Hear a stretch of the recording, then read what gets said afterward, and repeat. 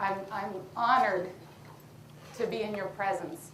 So many of you out there, I credit for saving my life, whether you're a doctor, a scientist, a journalist, an author, or one of the many that have tested HIV positive, that have just been in these trenches for a very long time and have walked this path long before I found this information out.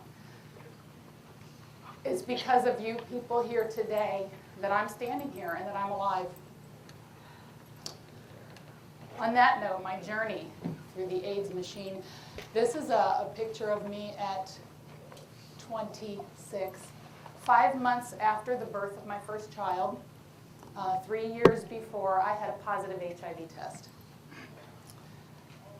This all started in May of 1995. I had given birth to my second child via a C-section. Was in the hospital for a few days with that.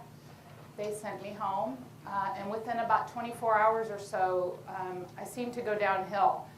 The C-section was infected. It was swollen, red, inflamed. I had a very high fever, and my family rushed me back down to the emergency room with a low blood pressure, about 50 over 30.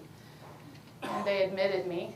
I spent the first week in intensive care and the entire rest of the month of May in the hospital recovering, just pumped full of antibiotics and morphine and everything else. The infection had gone systemic.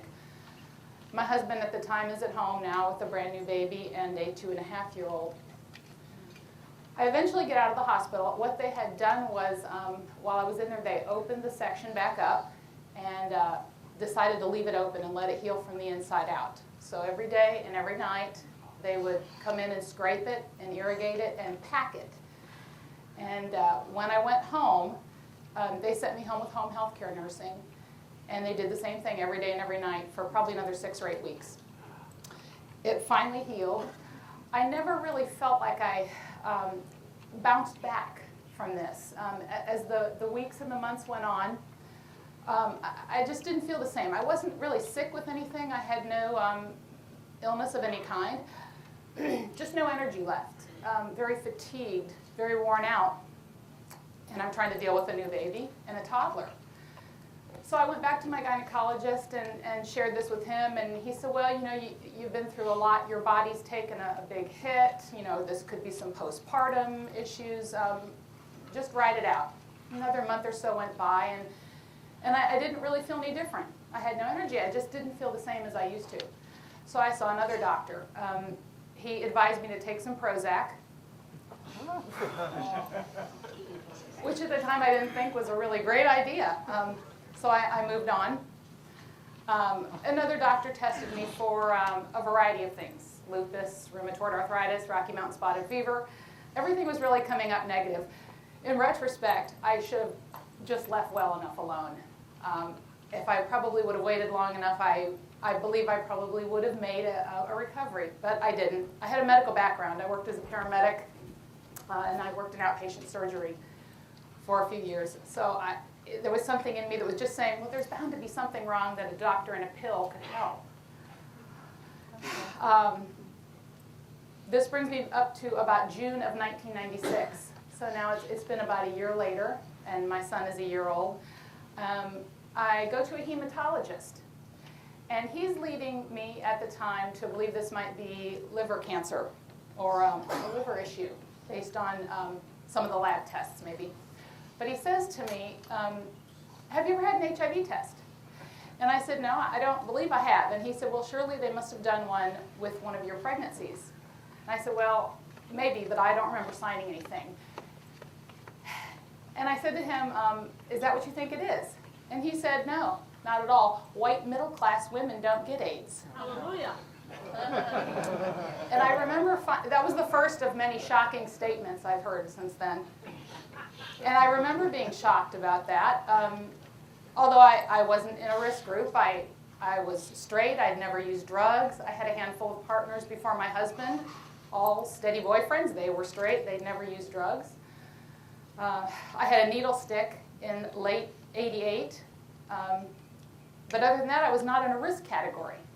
So he says, well, we'll just do it to cover all the bases. And I said, okay, that's fine. I go home, and I'm not supposed to go back and see him for a couple of weeks. Well, his nurse calls me about 3 days later, and she's in a panic, and she says, Mrs. Stokely, you need to come back right away.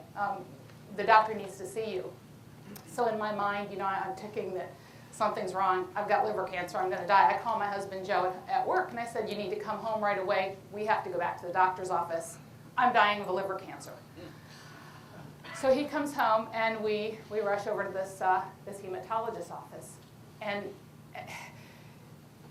it's one of those moments, what transpires next, where everything seems to slow down. We walk in, and I see the nurses from behind the glass peering out at us. And the one nurse brings us into a room, and she sits down, and she sits us down. She doesn't say anything to us. Doctor, be with you in a minute. That was it. And we wait. A few minutes later, this young doctor comes walking in, and he's shaking his head, and he's kind of looking down. And he says, and you could tell he was visibly shocked, your HIV test came back positive. And that's the moment where you've all experienced that, where everything starts to slow down, and I hear things in slow motion, and I'm feeling faint, and I hear my husband, he's starting to cry, and he's saying, couldn't this be wrong? Are you sure? Should we get another test? And everything is very muffled and very surreal. And I remember him saying, oh no, it's right.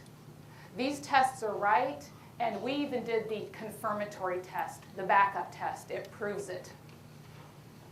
So I don't even know what to think. I'm devastated, and he says, you need to go. And they literally usher us out of the office. And he said, you need to go find an infectious diseases doctor.